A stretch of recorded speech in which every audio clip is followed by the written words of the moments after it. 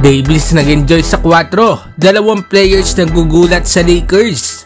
So parang sa unang balita mga idol ay patungkol sa dalawang batang players ng Los Angeles Lakers.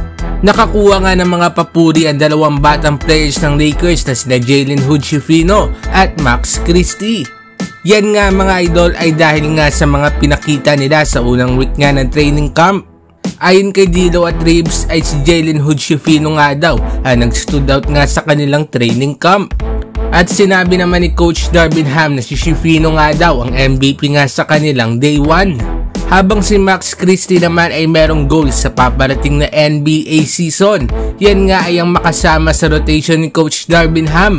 Okay nga lang daw kung hindi, pero kung makapasok nga siya ay mas mabuti. Simula nga daw nang madrop si Christie ng Lakers last season ay nakadagdag nga daw siya ng 15 pounds na muscle.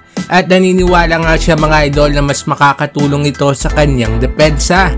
Sabi nga ni Coach Darvin Ham ay sobrang competitive nga daw ito nga si Max Christie. At sinabi nga rin ng teammate nito na si Jackson Hayes na isa nga daw itong dog.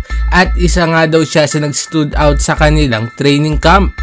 So yan nga daw mga idol ang dalawang batang players ng Lakers roster na dapat nga abangan next season.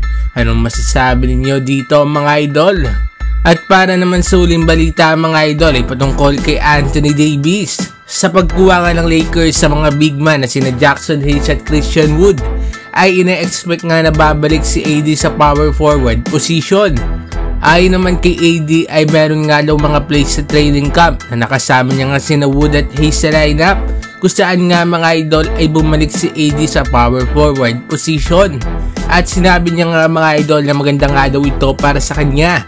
At hindi na nga daw niya kailangang dumaan sa ilang mga pick and rolls.